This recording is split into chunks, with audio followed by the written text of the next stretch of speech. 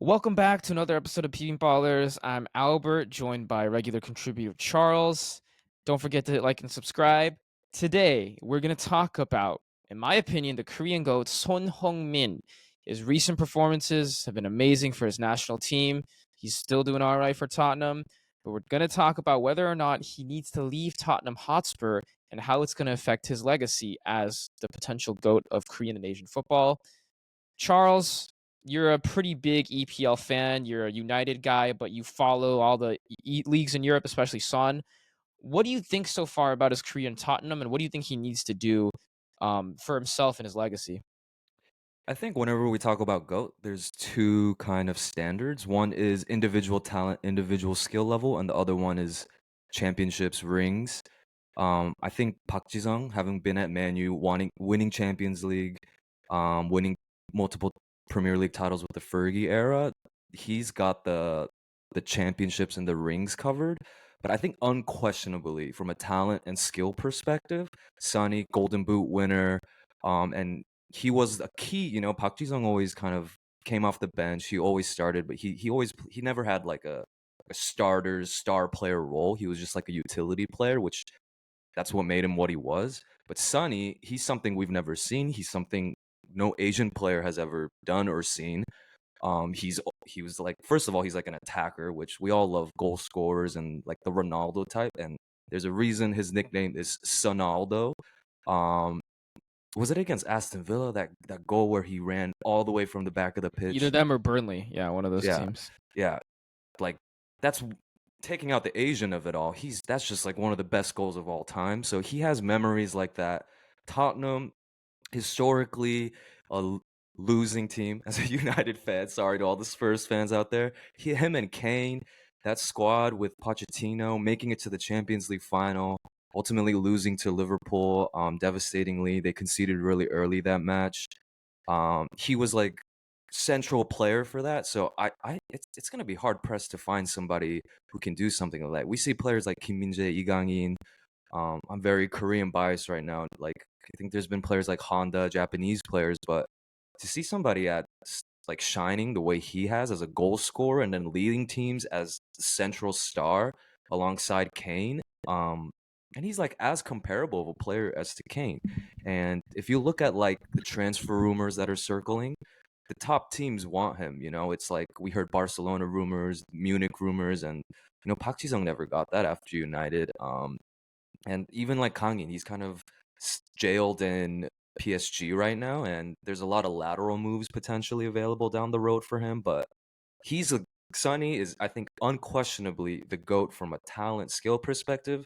Unfortunately, no championships to show for it yet. But who knows? Maybe in this next transfer cycle, the final half of his career, the final quarter of his career, we can see him move to a bigger club, benefit from the system, like a well-run club, and maybe we can see him win something. Yeah, and it's something that I want to clarify because I've seen a lot of people comment on our channel and our Twitter about this GOAT debate, right? You have a lot of those old school Park Ji-sung lovers who say, well, Sonny hasn't won anything.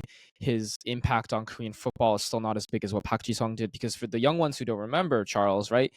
What was so big about Park Ji-sung at the time was because it was the first time we've seen a Korean guy at a top six, top four club in England and make meaningful contributions. But we also have to remember not to downplay what Park Ji-sung did. He wasn't a bona fide full-time starter like Sonny. I mean, Son Heung-min's the captain. It's the first time a Korean's been a captain of an EPL team.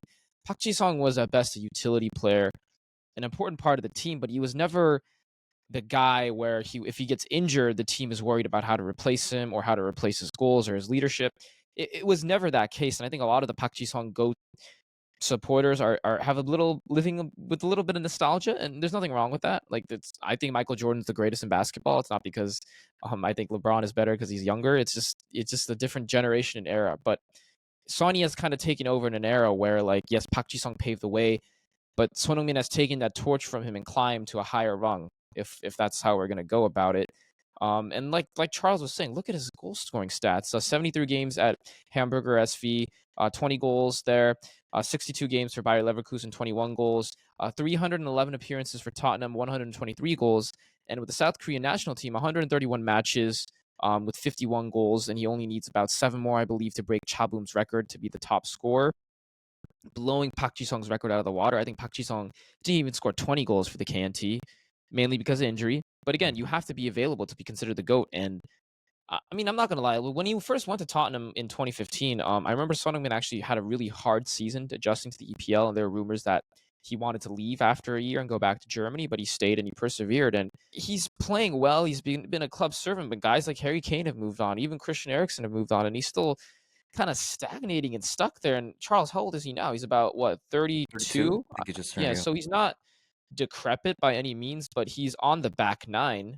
Like he was younger back then, but now he's considered to be one of the more veteran guys. And I wonder if part of the reason him staying is out of loyalty to Tottenham, or if it's him liking the lifestyle he lives in London, or maybe he just doesn't want to go to a bigger team because he'd be a smaller fish in a bigger pond, whereas he's a big fish in a small pond.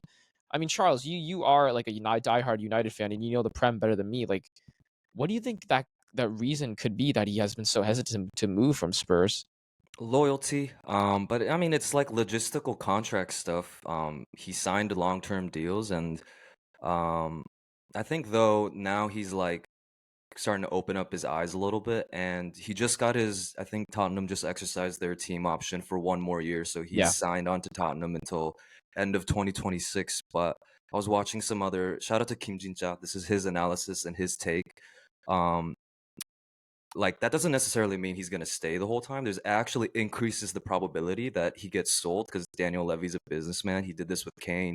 He did this with a lot of other. I'm not a Spurs historian, but he did this with a lot of other Spurs. I think Sissoko, he like signs them and then he finds an opportunity to sell so he doesn't lose them for nothing in free agency.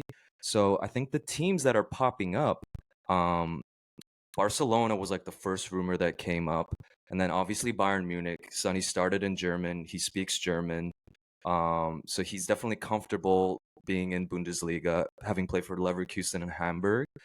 But I think most realistically, from peeling from his interviews and stuff, he loves his life in the Premier League. Saudi Arabia is also an option, but as we know from Sonny's personality, he's not a money chaser.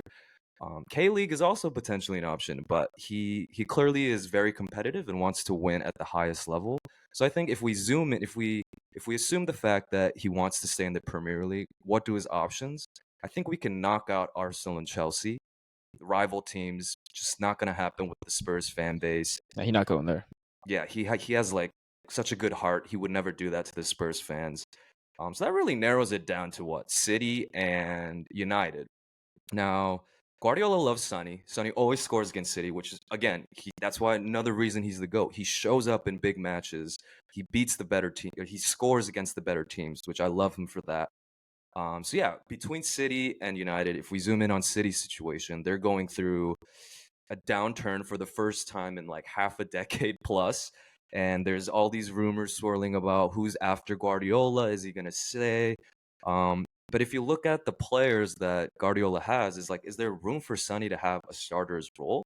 Sonny definitely is going to want to go to a place where he still gets minutes. He doesn't want to be a utility player off the bench, I don't think. So is he going to be able to beat out De Bruyne? Is he going to be able to start at the top in front of Haaland? Is he going to be able to beat out Bernardo Silva? Is he going to be able to beat out Phil Foden? Like, unlikely. Those players are younger and, just objectively more talented, I would argue. And they've been working under the Guardiola system. So then that leaves United. And I think most Korean fans, Korean football fans, Korean players from Sonny's generation, which is kind of our generation, grew up following Haeboji. He was Park Ji-sung. He was the introduction for a lot of Korean football fans to European football. So there's that kind of sentimental aspect, I think, for Sonny to go to United.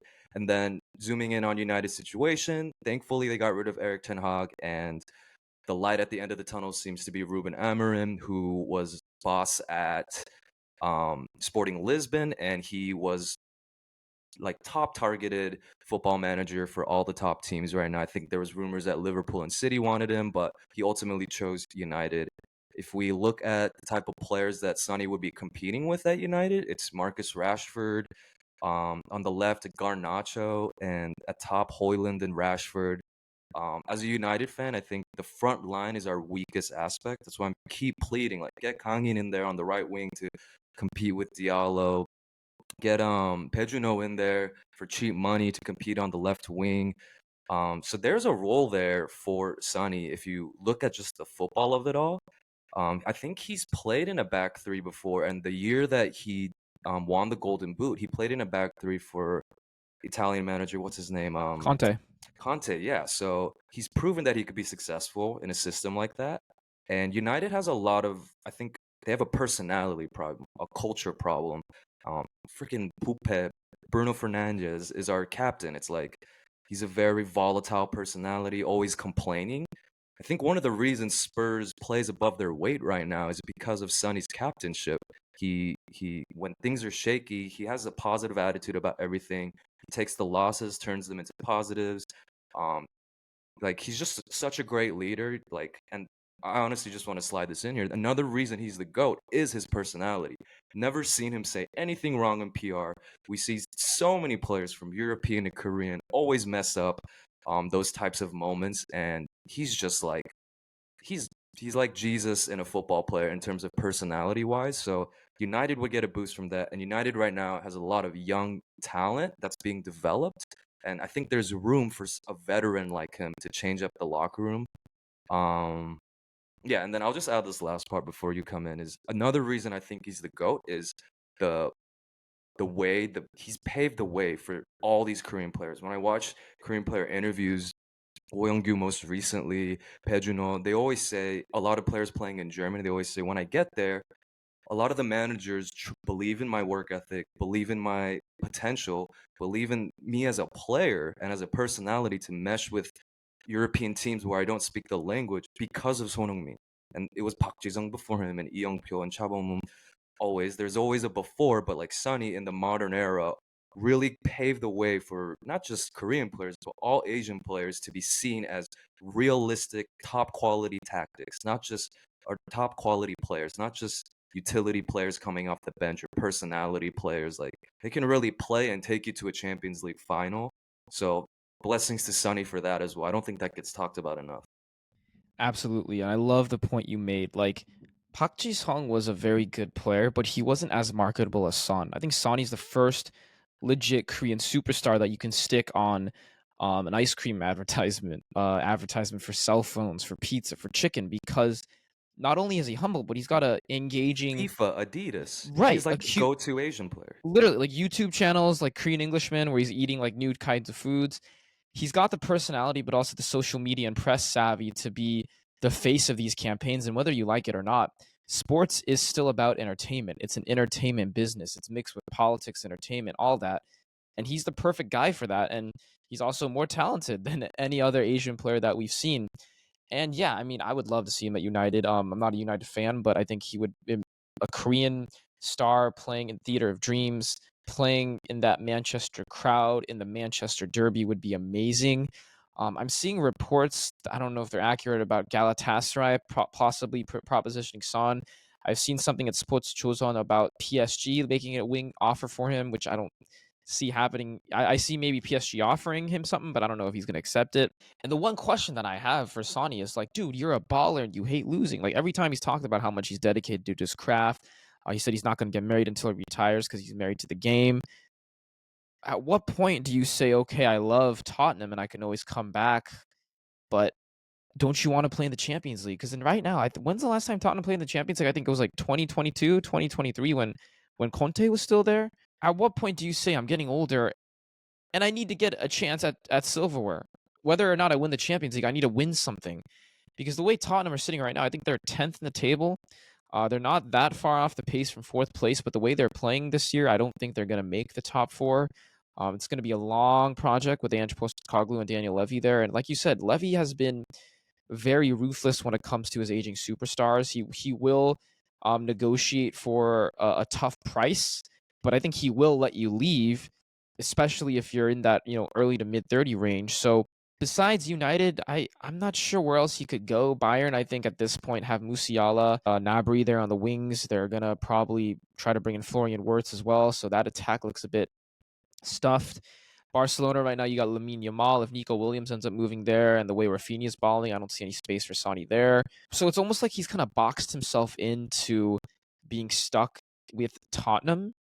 Right. And unless it's United that comes calling, or maybe City and Pep wanting to still sign an older veteran, I don't know where else he could go in Europe that's big enough for him to also win trophies, which kind of depresses me because he should be winning something. And I'll let you expand on this, man. But like, when I see these Tottenham fans on social media who've attacked me plenty of times, they say, "Oh, well, he's loyal to the club, Albert. You don't know what you're talking about. You know, you don't value loyalty." I value loyalty, okay, but this ain't like a marriage. It's still a business partnership, right? It's still work, right? It's his job. It's not his personal life. Or Spurs loyalty to him. Look at the squad Exactly. they have Where's around him. the loyalty? There you go. Oh, I love that point. Where's the loyalty from Spurs, man? He's 32. They haven't signed anybody. They signed a bunch of young players for cheap. The biggest signings that they've made in the past few years, I think, have been Rodrigo Bentancur and Dejan Kulusevski in that one winter window.